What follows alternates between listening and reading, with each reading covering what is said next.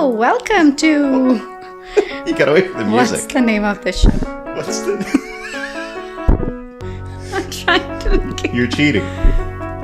Something real estate. Definitely. Tell me. Oh my gosh. Welcome to the Eric Pedigo Show. It's Real estate superstars? It's real estate for real. Maybe I should change it to real estate superstars. Right? I think I might like that better. Real estate for reals. Real estate for real. Well, welcome to Real Estate for Reals. And today, well, I think you're a superstar. That's you. why that came up. Thank you. You take over. So the You're the host today. interviewer has become an interviewee. I like that. Yeah. Yeah. Yeah, you turn the tables. Yes. Well, Happy New Year. Yeah. We're about there. So we're recording what is today? December 10th. I don't know when I'm going to release this. Okay. yet. Well, either Merry Christmas or pre-Happy New Year or post-Happy New Year. We are All of it. somewhere there. Yeah. Happy holidays. Yeah, wrap it all up. Yes. Happy holidays. So we thought it would be fun since you have been interviewing all these fabulous people. We thought it would be fun for you to be on the other side and we can hear your story for a change and put you in the spot. So I was like, I started to feel today what everybody else I think has been feeling when I asked them to come on, and they're like, "Oh, I don't know. I'm a little bit nervous. Yes. You know, I don't know. I asked you to come on this time. I need to turn my phone down. That's day one stuff." And this was your idea because I had you on. Episode 4 or 5. Yeah, 5. a few weeks ago. Yes. And when we got done, you said you think it would be fun to like turn it around and you ask me questions and. Yes. You And- didn't let me that day. So No, I did not. This is your punishment. So I'm gonna do my best to not host and to let you kind of take over. Well, you can help me because this is not what I do. But the reason why I thought of that was, that day, because you were asking me questions, I wanted to ask you questions too. But I said it kind of jokingly. But, later I thought about it. And we all know each other. We've known each other for so long, but not really. Yeah. I don't know anything about you, anything about your life. I know the real estate side of you. I know the fun side of you. I know a little bit of the friend side of you, but that's it. Yeah. And that's one thing that you do when you are interviewing people. Like when I came on, I can speak for myself, and I'm sure other people experience that. I can tell you how many messages and phone calls I got from my friends, from my relatives that I had not heard forever because, you think people are your friends and people around, they don't know the real you. Yeah. So it's time for you to tell us the real you. to talk about myself. Yeah, what a weird thing. So let's start with, since this is about real estate, how did you start and how did you get into that? okay. This is the same question I throw at everybody, so it's only right that I answer the same question. So, I got into real estate, and this was not like a lifelong dream. And so I always ask people, so let me guess, this probably wasn't your childhood dream, was to grow up and be a realtor. It's anybody's. It's different now. Yeah. Now, because it's been kind of glamorized. Yes. Young people do want to get into it, but not the case for me growing up by any means. So my original goal was to be in the NBA and to be a professional basketball player. Oh, wow. But then once I turned like 12, 13, I think the reality set in that wasn't going to happen. That's not happening. And I had to just settle for, recreational basketball, which was still fun. And right after high school, so my family owns a sod and landscape business here in Springfield. Okay. That my grandpa and my great uncle started back in 1966. 66. Right. And so my name, and obviously you didn't grow up here, but my last name Pedigo is kind of synonymous with that company because when they started, there was like nobody doing that type of work around here. And so my whole life growing up, at school every year I'd go and the teacher would do let's see, Eric Pedigo, and like the Sod people. Yep. Oh, wow. Yep. You were a popular name. So that was my whole life. Everybody right? knew you. Yeah, everybody knew Was my that a last good name. thing or a bad thing?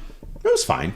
Okay. Yeah, it was fine. I mean, it's my my family has a good reputation for being like hard workers and doing a good job. They've got my grandpa, my dad, my uncles, everybody has done a really good job of making sure that that they didn't tarnish our name at all. But that can be town. bad because if you do anything bad, then you're like, oh my God, how could you? You That's come correct. from this family. That's correct. Yeah, Yeah. yeah, you're right. But I guess I never really thought of it like that Yeah. because I was always a really good kid. Well, What? You almost just did the first cuss. Yeah, no, I was really good at not getting caught. So There you go. And I was always very charming, so I could always kind of cover it up. Yeah. So, but right out of high school, because I did not like school. I liked being there. I didn't like the homework. Yeah. And the thought of graduating high school and then going and doing more school to me sounded like the worst thing in the world. Yeah. And especially when my family owned this business, and my plan was go eventually take that over. I was going to say, wasn't that like the Yeah. obvious thing to do? Yes. And so that's what I did. So I graduated high school. I was 17. I went right to work with my dad and just hard manual labor, started. I didn't like step into an executive position or anything. I was out there doing it. Yeah. And that was my job. And after a few years, I kind of became the foreman of the sod crew. So my job was to basically go put grass on people's yards. They buy a house. In fact, almost every house that you have sold here in the Springfield and Central Illinois area, if it was built prior to, let's see, when did I start doing this? 2014. I probably put the yard there. Really? Yeah. Was it like a monopoly? It was just you? Yeah, Kinda. not intentionally a monopoly, yeah. but it was there. Just was There nobody weren't a else? lot of other people there's a lot of landscape companies, Right. but there aren't many companies who actually have a crew that goes around and installs sod Yeah. like on a daily basis. And so that's what I did from 1998 until I started doing this in Just smell of 2014. grass at all times. Yeah, grass at all times. And it was hard, Yeah. but I liked it. Yeah. Like it was cool. When you get done and you see Yeah. what Finished was product. yeah, it was so cool, and it Yeah. was something I really, really enjoyed. Yeah. Unfortunately, because my family is full of hard workers who don't like to retire, the opportunity for like promotion kind of wasn't really there. Yeah. And for instance, my grandpa, I think is 89, he just officially retired 3 or 4 years ago. Oh, wow. And he was still driving a tractor and working a rake and doing manual labor until like his early to mid 80s. Yeah. That's crazy. Right. And so at this time in my life, I'm married. I've got 3 kids. We live in a 1,400 square foot duplex in Chatham. And my wife has a home daycare. Oh, wow. Right. Because it didn't make any sense for her to work. With 3 kids. Yeah. The cost for daycare for 3 kids Ridiculous. is insane. She would basically have been, one of us would have been essentially working to just cover daycare. Yeah. Yep. So it made more sense because she worked at a daycare anyway. It made more sense for her to just start doing it from home and making money off of it. So needless to say, that 1,400 square foot duplex, and it was a 2-story, by the way. So Oh, wow. was overflowing. Yes. We were full to capacity. Yeah. So it was time to move, time to find a new house, sell, move. And But you weren't growing. where you were at work. Right. So all these things kind of lined up together where I was needing a career change. And in the meantime, we were needing a new house. Yeah. And we didn't know what to do. So we started driving around and calling realtors from the signs that we saw for a house we seemed interested in. And we would go look at it. And we found a house that we wanted to see that was listed by a lady named Linda Nelson. Mm-hmm. And Linda worked for the real estate group. She's since retired and moved to Colorado. And she's a fantastic lady. And I owe her a lot. Yeah. And Linda, God bless her, worked with us for 2 years. Oh, wow. We could not get that duplex sold to save our life. Oh my gosh. It just didn't show well. We had so much stuff. Yeah. We had a full storage unit. And still our house was, Yeah. You know, it wasn't trashy or anything. It was a nice place. It was just, you couldn't see it. It seemed like this. So. And it was in today's market where. It was not. You know. This was 2011. Yeah. So we were right after that, the market crash. Right. So things were kind of starting to build themselves back up.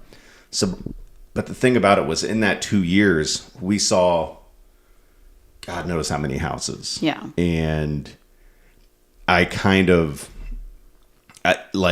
during that process, I was starting to understand the business of real estate a little bit. And then I'm starting, we're looking at these houses and I'm seeing the value of this and this sold for that much. And it all kind of started oh, this is interesting. Yeah. It's strange to actually have a real interest in something because I feel like most people go to work and it's work. Yeah. And I don't like it. Yeah. They're not interested. It's just a job. But I had a real interest. And so I talked to Linda about, do you think I could do this? And she said, absolutely. Absolutely you could do this. So short story long, I guess, because I ramble. I signed up for a course from the Illinois Association. Yeah. And I got Ashley Coker and I talked about this a couple weeks ago. I got a textbook that thick. Yeah, I did too. You did too? Yeah, same thing. And so I had to sit at home and go through that. Meanwhile, still running the family business. Also 3 small kids, also home daycare. Oh my God. And it took me literally a year to get through that course. Yeah. And I passed all the tests. And it's not a fun course. It's not. Just not. It's not. And so apparently, side note, Lucas, everybody knows Lucas. Mm-hmm. He's at my house putting in some bathroom vents and found a broken sewer vent. Oh my, what? Awesome. So that's what I'm texting Lucas back now. Awesome. Can it be fixed? Yeah. Or I have to move and buy a new house altogether. A good agent?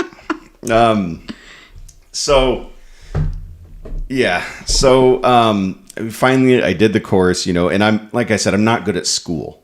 Yeah. I never was. Things don't sink in. When I just read textbook stuff, it doesn't sink in. Yeah.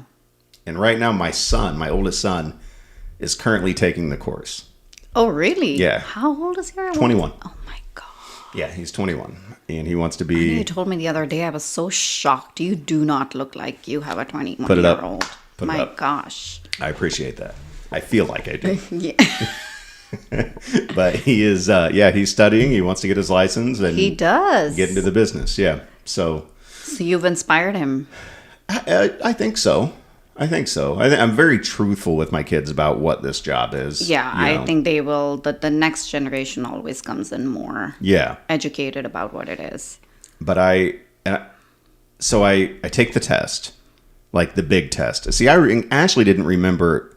I had to go take several smaller tests at the association. Oh. I had to take 3 tests there before I took the big test, the do you get your license or not test. Really? Yeah. Do you know? No. I don't know what I just took one big test. Okay. Well. Just the state test. Otherwise, everything was online. Online. Okay. Yeah. I didn't do anything online. Everything was in person. So, Did you have to go to H&R Block to do the state test? No, but it was another place. It wasn't. It was a place on 6th Street. I had to go to By the grocery store? buy that big pink elephant. Yeah, it was somewhere. H&R Block. Oh, that's Yeah. Yeah, geography wasn't my. that's okay. That's all right. So I remember taking the test and not knowing anything. Oh, Like I felt like I didn't know anything. yeah. You just I tried my best, but eeny, meeny, miny, it was. mowed I mean, I tried my best, and I remember I got done, and I was like, oh no. Yeah. And I turned it in, and the lady runs it through the system, and she just goes, "You passed." Are you sure? Yeah, I did. I was so shocked. I said, "You passed." So what I get? And she said, "I don't know. It doesn't tell us that. It just tells us whether or not you Yeah. passed." And I made her give me a high five. I said, "Put it up." And she was like, "Pardon me?" I said, "Put it up." Like to her, it was Poor just another lady. person getting their Yeah. real estate license. To me, this was absolutely life changing. Yeah. Because I had been doing something for so long in my whole life after I got over the basketball thing. I never thought you would do anything else Right. but what you were doing. And I had hit such a ceiling there, and I had become so frustrated because I was not able to provide for my family the Yeah. way that I wanted. Yeah. And I don't like hitting ceilings. Yeah. You feel stuck. Yes. You're like, I want to grow. I like what I'm doing, Yes. but I'm not growing. And I remember, and I told Ashley this a few weeks ago too. I remember after I got done, I went out and I sat in our minivan because that's what I drove. And I sat there for about 5 minutes. I didn't call anybody. I didn't do anything. But I sat there and I was a little emotional. no. I was just a little bit overcome. Felt like it was just such a big thing for me. Yeah. And I wanted it so bad, and then I didn't think I was going to get it, and then I did, and I just felt like my whole life. It's just about to change. Yes. See, it's so weird because I felt none of that. But Really? Which, I mean, because I was just, at the time just doing it for the heck of doing it. Right. I didn't care that much. And I passed. I'm like, oh, great. I don't have to come back again. So, but,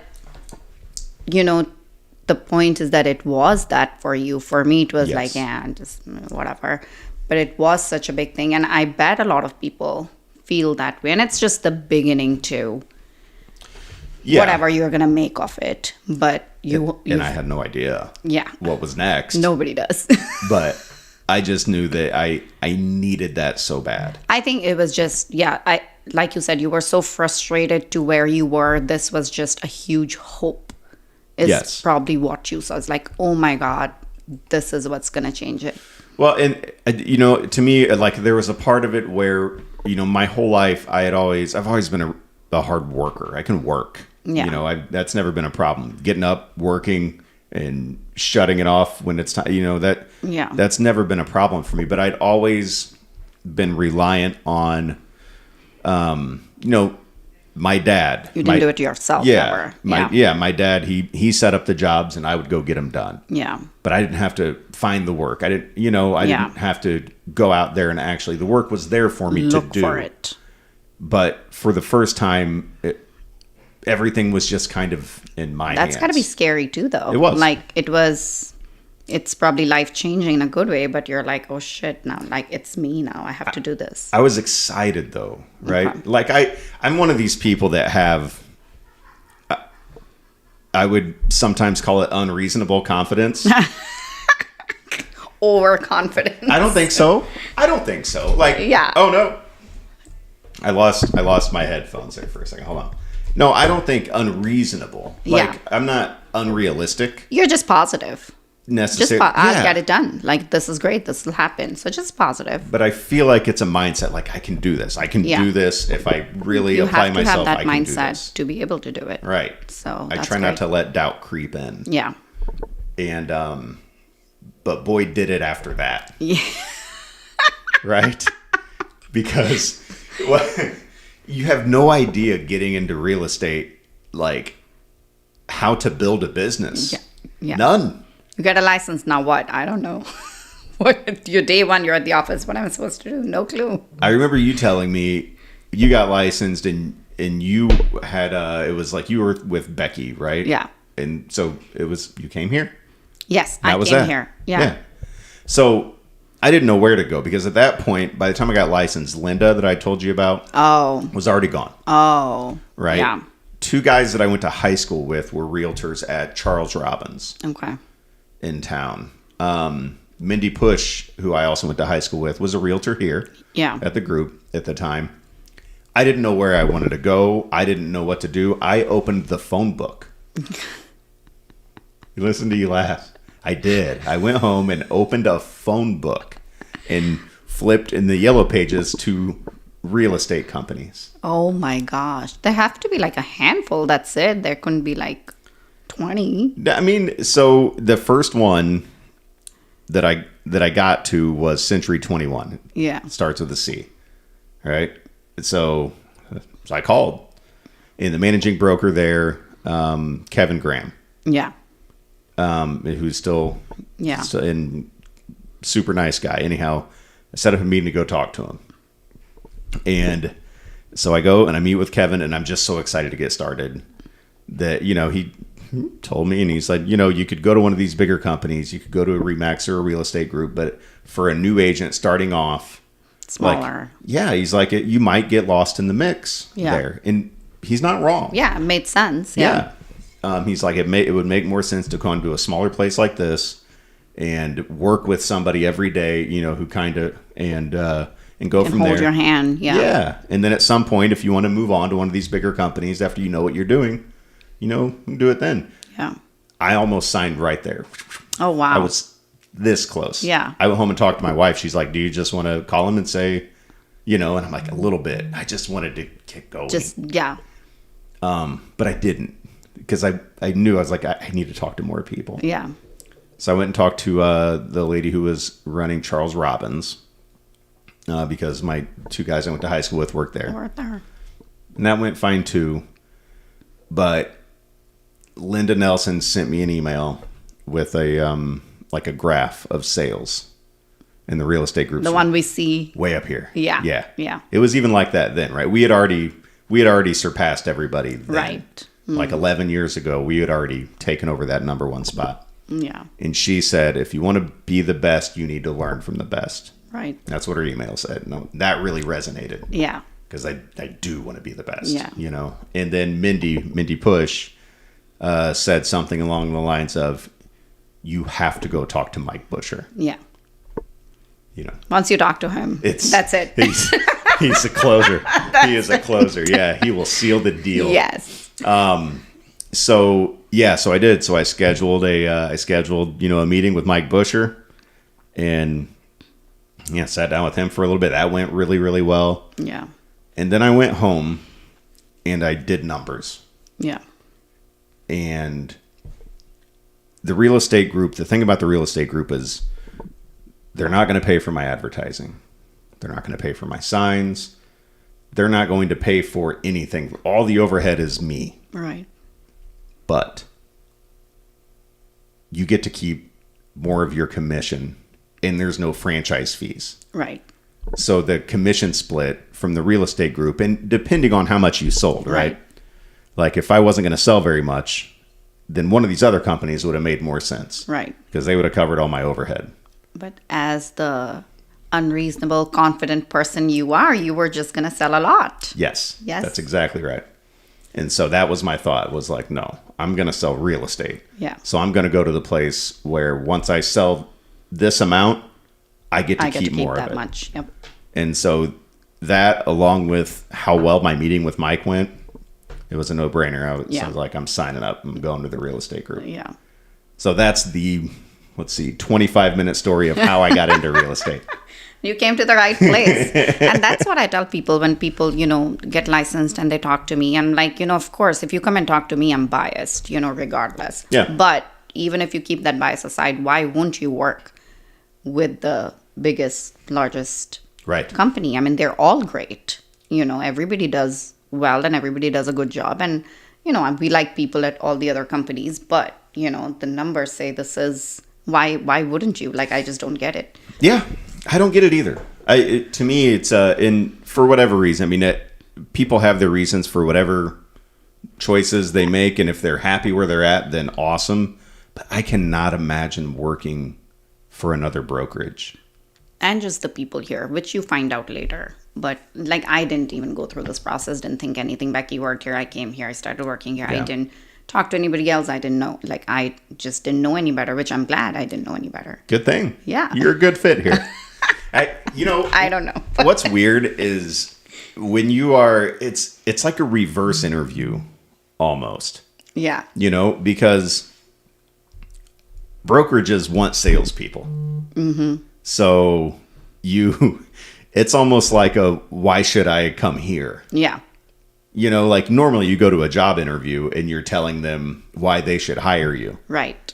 But then you're going to these job interviews, brokerages, like, why should I? They already want you. I mean, right. Yeah. I mean, if they think, obviously, that you're going to pan out and be I didn't something. even talk to Mike Busher. Like, for me, it was like... Really? Have you met him? He's a great guy.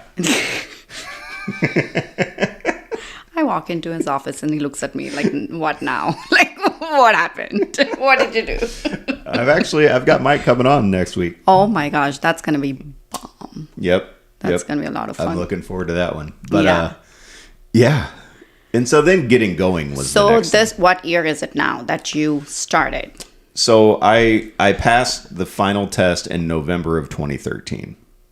And I met with Mike in December of 2013. And that's when I decided I was coming to the real estate group. You just started 2 years before me. You talk like you were like 20 years before me or something. No. Yeah. No, 11 years. I've been doing it 11 years. Yeah, I've been doing it 9 years. Yeah. No, my official like actual start date, because when I came, when I was like, okay, I want to come here, Mike's like, great. I want to wait to get you actually started until we have this guy coming over from another company who we're bringing over specifically to work with new agents. And I think you guys are going to get along great. And I kind of want you to start with him. And it was Pat selling. Pat, yeah. And he could not have been more right about that. He took everybody under his wings. And for me, it was different because I was on a team. So I didn't get a chance to do all of that but still, he was always there. He was always there. I mean, I called him constantly for things, and he was, my gosh, I miss him. I just talked to him the other day. Yeah. Yeah. But that was, so 2014, like right at the beginning, January 1st, 2014 was my official start date. Tell me about your first sale. How did that come along, and how long after you started? All right. So I get licensed, and I don't know what to do other than just let everybody who I even kind of know that I'm now a real estate agent. Mm-hmm. And so I utilize Facebook, and I make a Eric Pettigo real estate broker Facebook page. Not a business page, just a personal page. And I send out friend requests to all these people. Yeah. Right? And once I get 1,600 friends, I switch it over to a business page. Oh, okay. Right? So it's a lot easier to get people to accept a friend request than to like a business page. So that was my thought. And it worked out. Yeah. And then once they accepted, boom, I sent them a message. Hey, just letting you know. And people were, people say, okay, yeah, I'll let you know, and that was always nice. Yeah. But I was relentless. Yeah. I remember somebody said, yeah, my neighbor was talking about maybe selling his house at some point this year. I'll let him know about you. Yeah. I followed up with that person. How's your neighbor? You talk to your neighbor? What's going on with your neighbor? Your neighbor selling? What's happening? And that's the mistake people make, is not following up. Yes. That's exactly what you need to do. And so you weren't shy. No, I've never been shy. No. And I wanted to get something going. So a girl I went to high school with, she was one of the people that she was more of acquaintance than a friend. Yeah. But I'd known her for a long time. I think we rode the same bus. I sent her a message, let her know. She was like, yeah, actually my husband and I have a house. They had moved already, but they had a house for sale in Trevi Gardens for sale by owner. She's like, we don't really want to pay realtor fees. We're selling for sale by owner, but I'll let you know if we change our mind. Yeah. And I remember I responded with something like, okay, well, you know, there might be a chance that we could sell it and you still get what you want Yeah. for it, you know, so just let me know. And that was that. And this was a conversation I had with multiple people Yeah. with very similar. And I remember I was sitting in here at a training, and I think it was probably like February. I was sitting right over there in a training, and I was sitting by Pat, and my phone, I got a text that said, "Hey Eric, this is Katie. I think I might want you to go ahead and list my house in Trevi." Ooh. And, you know, I'm like, oh, and I'm Pat, look, Yeah. look, you know, and it Yeah. was just so exciting. And so, yeah, so that was my very first listing. And we listed it. And of course, this was 2014, different market. Yeah. Listed, and there's literally snow on the ground. My very first sign, I didn't even have a name writer yet for Yeah. the sign. Yeah. So I stuck one of Pat's in there. Yeah. So my first listing said Pat Sellinger. Right. But it was my listing, and then Yeah. I was ordering stuff. I got it in within like a week, Yeah. and it sat for maybe a month or so until we Well, finally that got time, it. if you sell a house in a month, that's great. Right. Yeah. Right. But yeah, we Jan Brewer from Remax brought in the buyer, Nice. and I remember, so inspection happened, and we got the repair addendum. And I'm like, all right, here we go. So I'm like digging in, and I'm trying to like, you know, battle for everything because I thought that's what you do. And to the point where my clients, my sellers were just like, hey, we'll just do it. Yeah, it's fine. Calm down. Yeah. You know, hey, it's all right. We'll just fix it. You know? No, you won't. I'm not going to let you fix it. I was so hard. I thought that's how you did it. Yeah, you know, so... yeah. So that was my first sale, and we closed in May. So I was licensed from January until May and did not get a paycheck. Yeah. Me neither. I sold my first house because Becky double booked herself and Rose double booked herself. So I was the only choice they had. And I'm this clueless. But it was, so that's how that fell into my lap. Really? Because they were both busy, and these people were coming from out of town for the whole weekend. They needed to buy a house on the weekend. But my first deal was I sold a house in one weekend. It was a $400,000 house. I'm like, well, this is easy. Yeah. That's it. You showed 6 houses and they pick one. I remember that was my first interaction with Kyle Killebrew. It was a house that he was about to list next morning. Okay. And my people had to leave that night, Sunday night. And I called him. I said, I introduced myself. He had no clue who I am. And I said, he's like, no, I can't show it until tomorrow. And I begged him and begged him and begged him and called him. Finally, he got so annoyed. He's like, fine, just show it. And I showed it. We sold it. So That's awesome. that was the first house. And so how long after you got licensed before that happened? 6 months. 6 months. 6 months. But, I also had no experience in anything in the world. Like, I came here, I'd never seen an office in my life. I had never... Well, this is your first job that you've ever had. First job I remember ever. you telling me that. Yeah, so Right. I was also just getting used to and I was shy. I didn't know how to... I bet you Kyle would say differently. It's amazing how... I don't even know if he remembered because, it was my first deal. Here's so a I story remember. about Kyle, and Kyle does remember, I guarantee you, and I'll tell you why. When we had that duplex for sale, my wife and I, Yeah. she was at like her wit's end, and I think our listing contract ran out with like Linda, and we had a mutual friend with Sarah Grusemeyer. Mm-hmm. And so somehow it got set up where Sarah and Kyle came to our duplex to look at it, to maybe talk about listing it. And they came over, and it was a one-time meeting. What they wanted to list it for, it didn't work for you know what I mean? It was nothing like we don't like you. It was Yeah. I mean, I think the world of Kyle and Yeah. Sarah, they're excellent. But Yeah. they came over, and my wife cried. I wasn't there. I was at work. My wife cried because she was just so frustrated with everything Yeah. during that meeting. Yeah. And that was it was a one-time meeting. Yeah.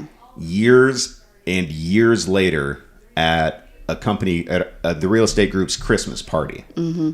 I'm there with my wife, and we bump into Kyle, and she's like, I don't know if you remember me, and he goes, oh yeah, I remember you, Downing Drive. Oh my gosh. Because I wasn't there. I wasn't a realtor yet. I didn't, you know what I mean? I hadn't even thought about getting into real estate yet at that point. And the memory, I mean, because you know that dude meets so many people and goes in so many houses. Yeah. And this was a little like $100,000 duplex in Chatham. Yeah. A one-time meeting, a listing he didn't get. Yeah.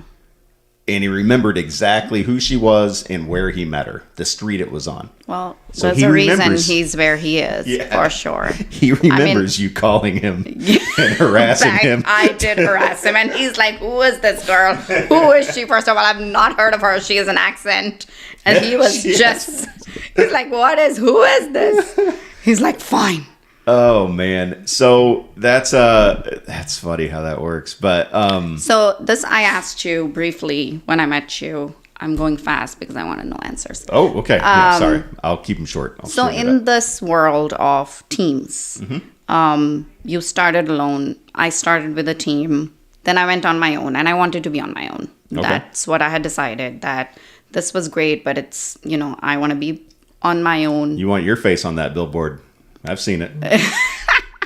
And I also liked not having anybody, but I also missed it. Mm-hmm. I mean, I also missed having a team and missed having other people to talk to and bounce ideas and stuff, which I know you can do. You don't have to have a team for that.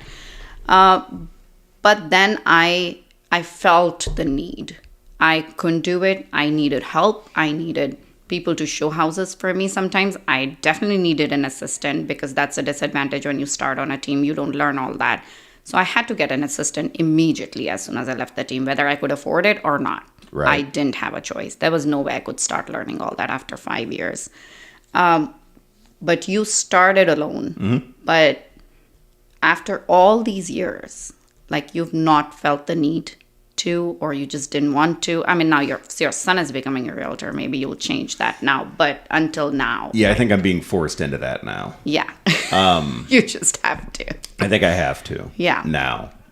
But why didn't you? I mean, this is a different reason. But like, why didn't you all these years never thought about it? I'm sure people approached you. I've thought about it. Yeah. I mean, do you mean like starting my own team or joining somebody? Either.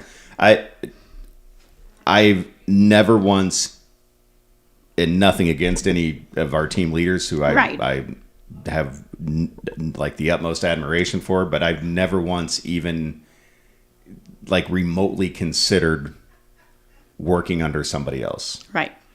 I want credit for what I do. Yeah.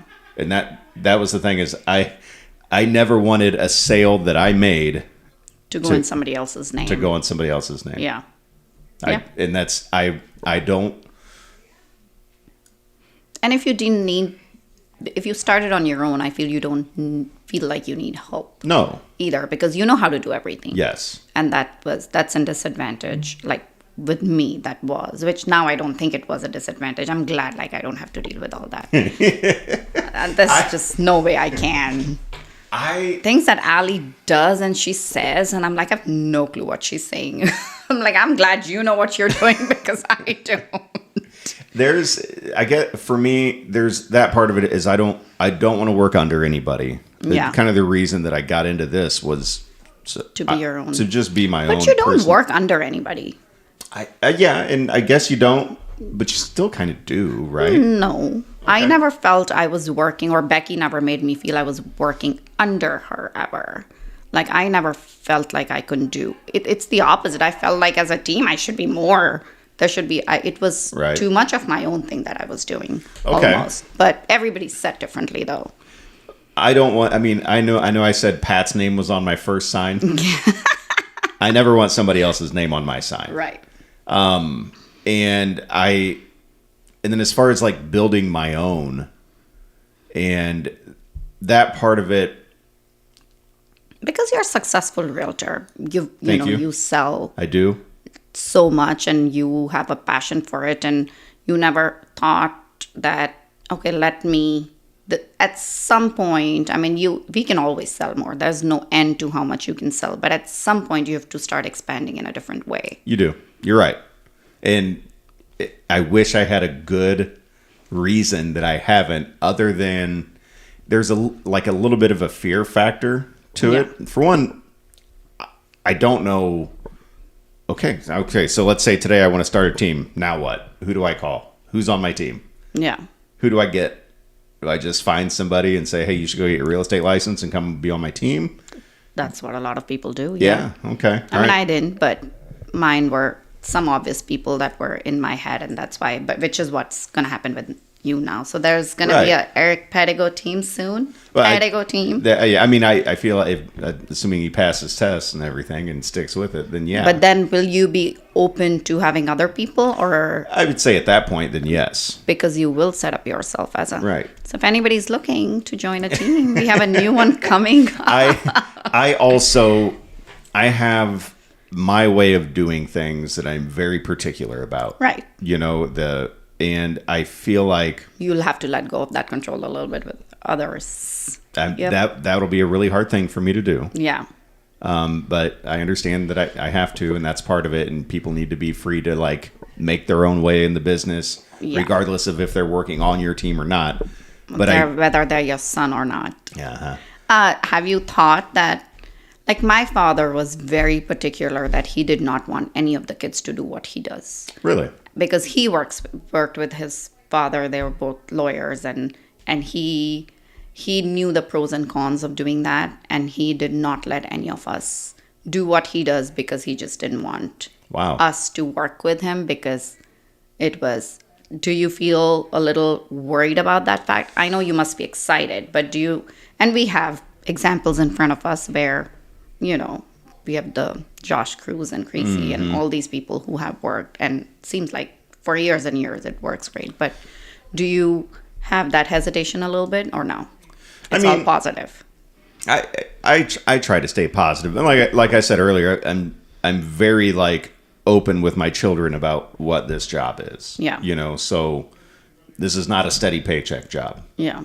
This is not a every week the deposit comes. I grew up with that. Yeah, exactly. But that's, you know, just so they know, once you get into Yeah. it, and there may be things where it seems like my phone's ringing a lot and I'm busy a lot and I'm gone a lot. And I think a lot of people getting into the business assume that's how it will be. I get my license, phone starts ringing.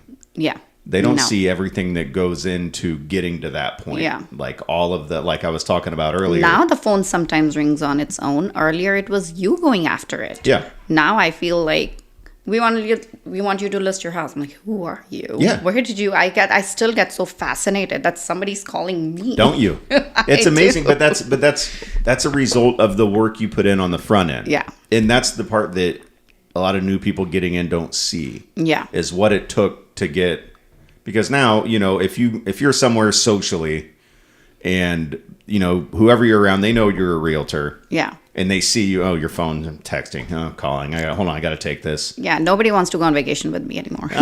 No. None of my friends. But the perception is that's just what happens when you become a realtor. Yeah. But the reality is that only happens if you've put in the really, really hard work on the front end Yeah. to make it so now instead of you calling people, people are calling you. Yeah.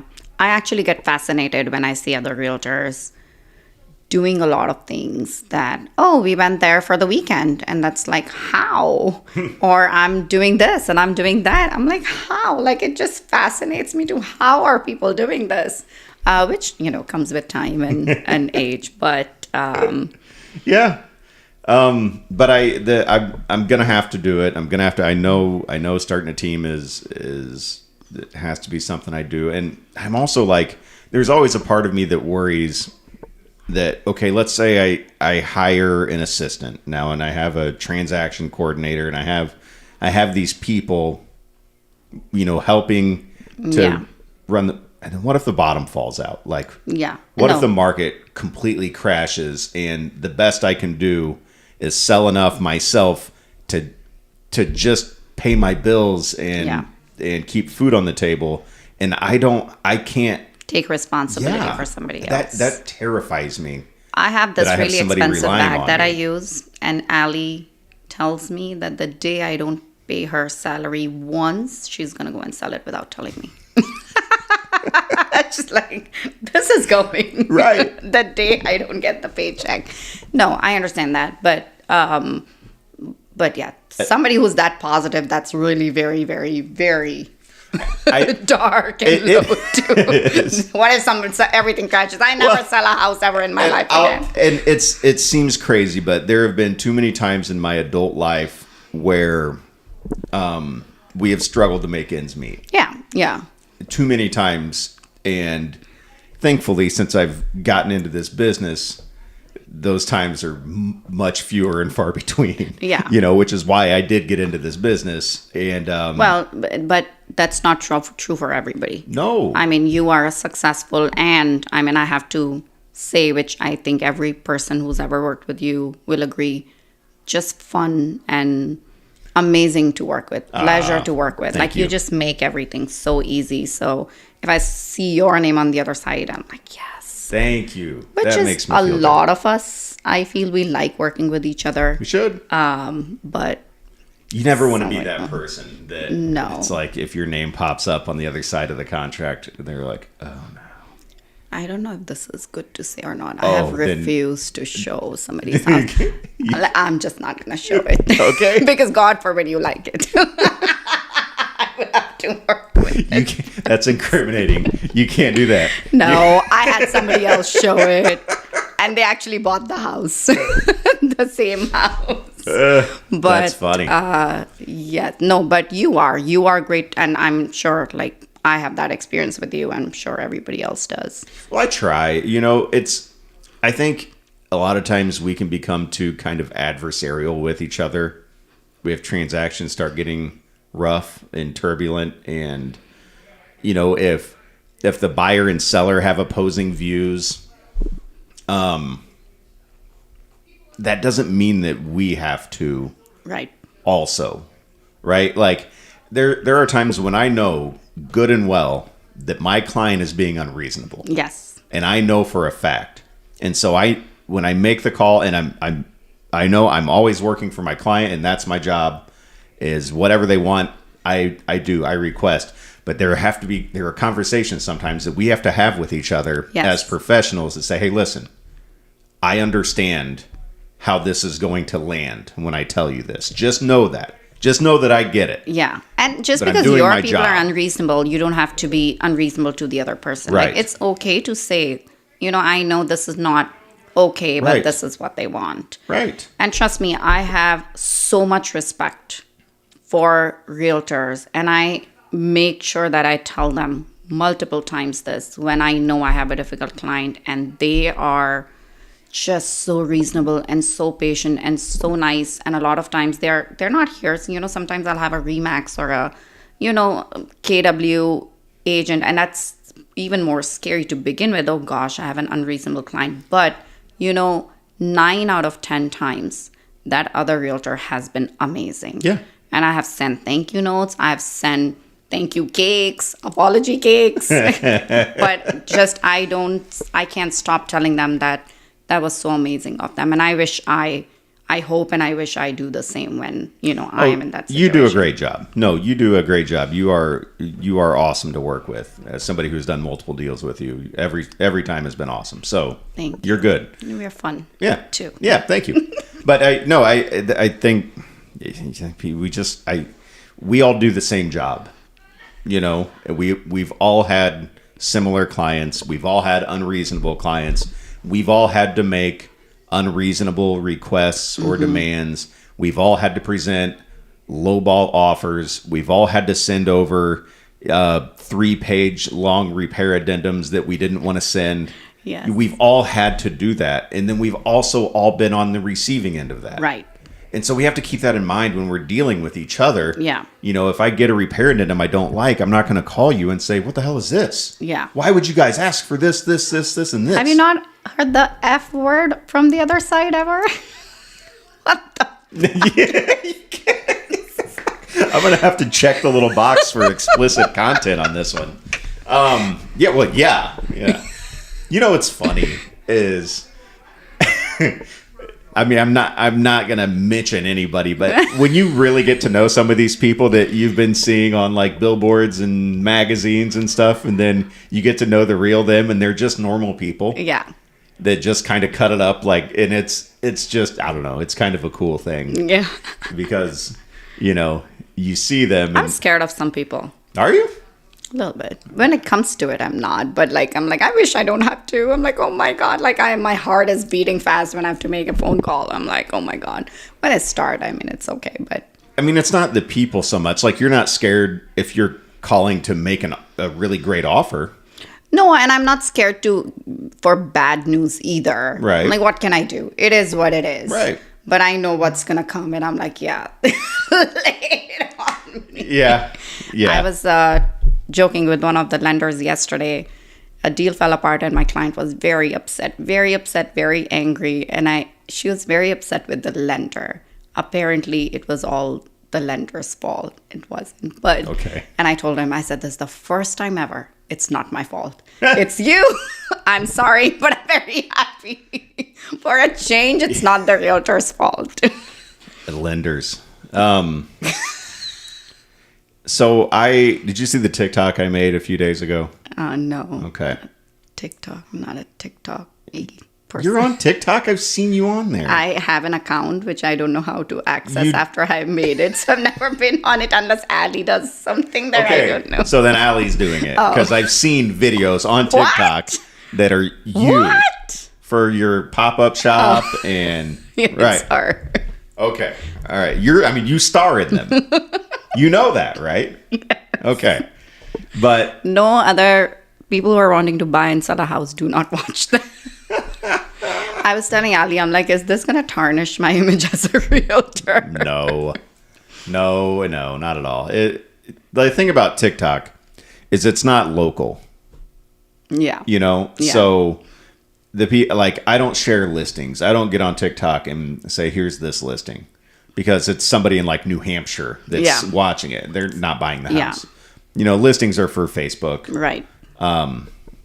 Yeah, because that you can target that locally. You can put out an ad, and it reaches everybody in this radius. So that's where listings go, in my opinion. But I make TikToks that just give out general real estate advice. Right.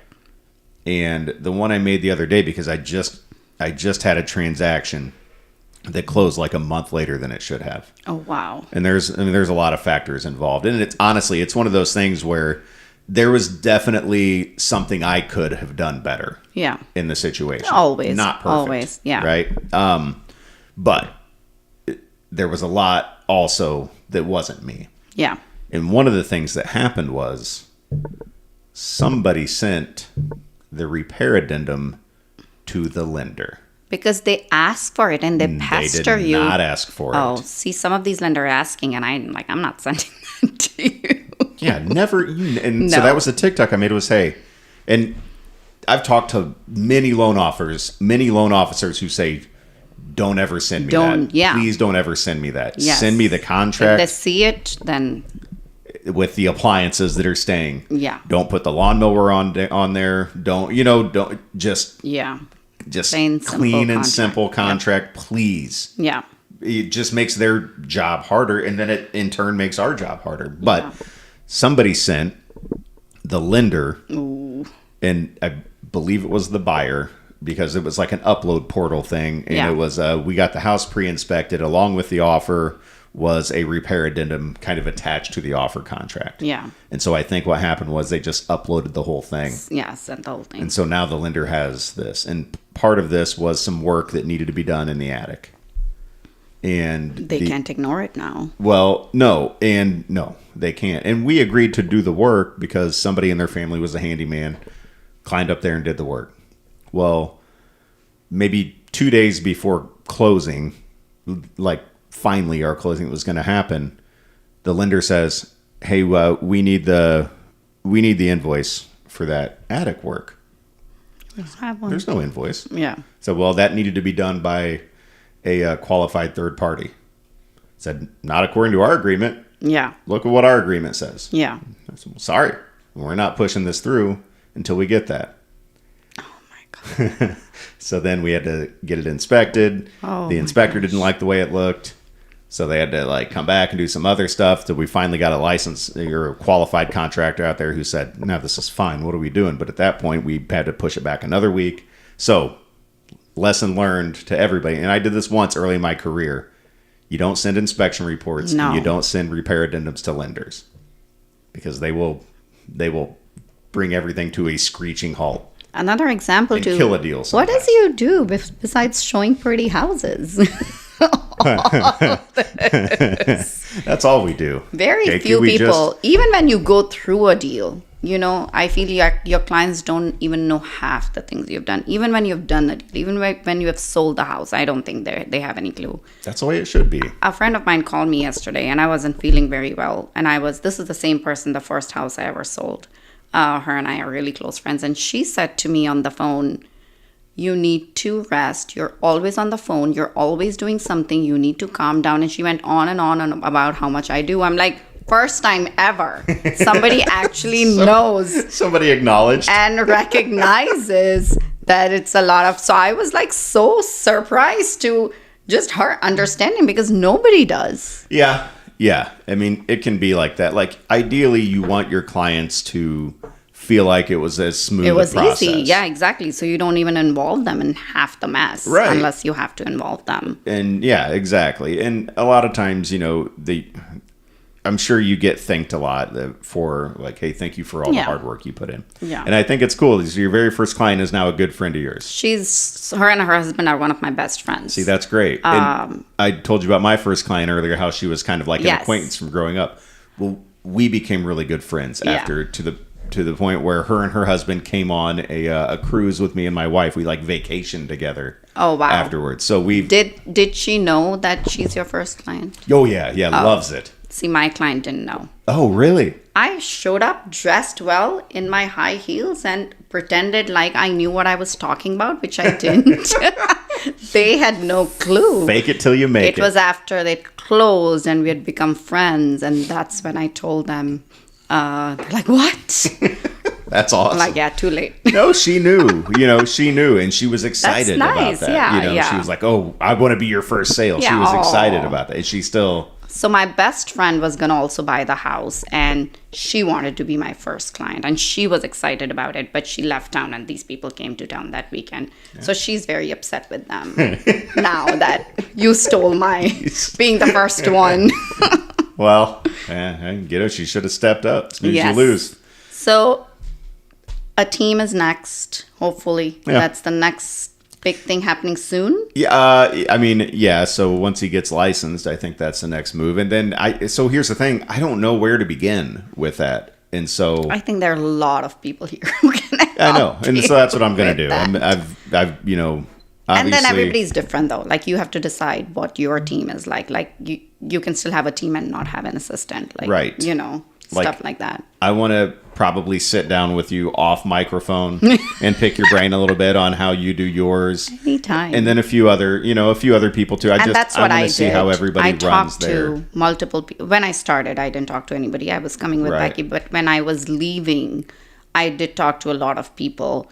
One, to figure out, is this the smartest thing for me to leave? Right. And if I leave, what am I going to do? Am I going to join another team? Am I going to go on my own? And then when I was going to start my team, then again, I talked to, and I had obviously we have huge, great examples. And trust me, everybody will had a different answer. Yeah, but Because that's what I want. everybody does it differently, and then you pick out of the few so that'll be a big 2025 for you, starting Yes. the Pedigo team. I guess so. Yes, I'm excited. Yeah. Does that feel old now though? Because your son is now in the business and you are the other generation now?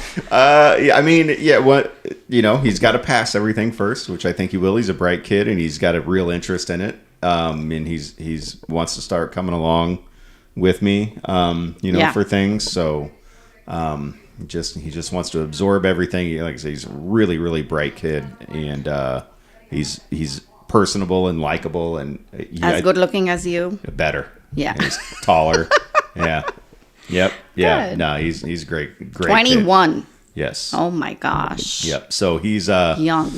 Yeah. So, it's got to happen, I guess. And yeah, it does make me feel a little bit.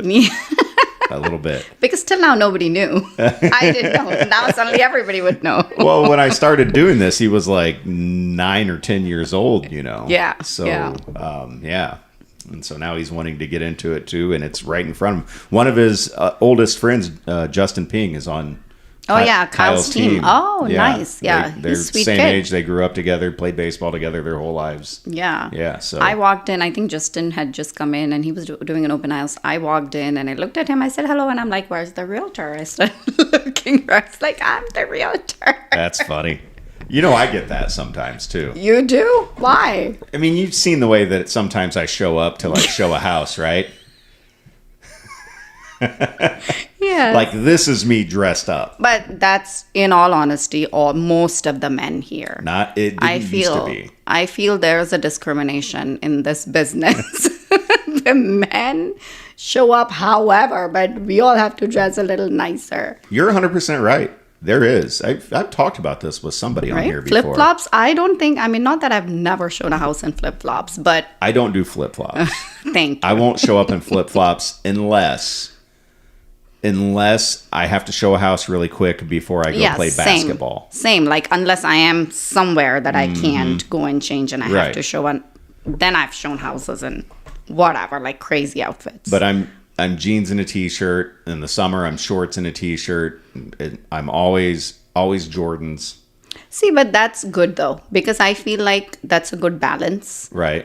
Sometimes I feel I'm dressed too overdressed. I've been fired once because I was dressed You too told nice. me that. It's a great story. Or sometimes, I have to show up in shorts and t-shirts and flip-flops because I was staging a house and somebody needed to see a house. So I feel what you just described is actually perfect, right in the middle. Yeah.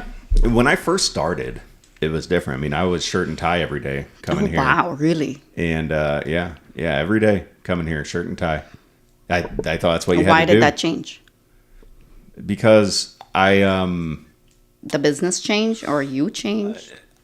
I think I just got more comfortable. I think when everybody starts, they feel like They have to be perfect. they're playing the part of a realtor. It's Yeah. like, okay, this is what a realtor is supposed to Yeah. do, and this is what a realtor is supposed to say, and this is what a realtor is supposed to look like. Yeah. And then at some point, I became, I don't know, comfortable I in the am fact the that realtor. I am a realtor. It's okay. It's no matter what I'm whatever. wearing. Yeah. Yeah. I'm the realtor. It's not, you know what I mean? not a my tie persona. isn't the realtor. Yeah.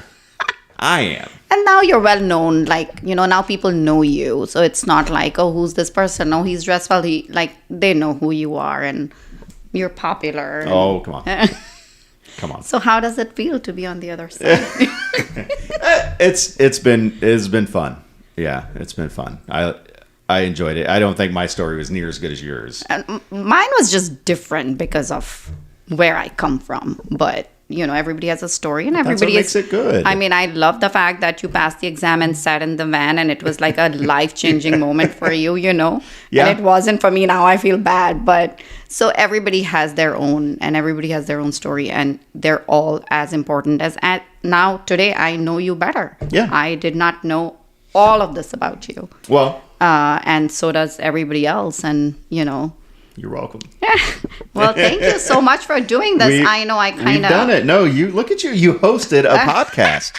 Your very first one. Yes. Nice job. Well, I was on the other side for the very first time. You too. did a So great it's because job. of you. Well, thank you for doing this with me. You could start your own. No. You could call it Real Estate Superstars. No. What's the name of this one? Real estate for real. Eric Pettigo, everybody. Keiki, thank you so much for doing this. you. Yeah, this was fun.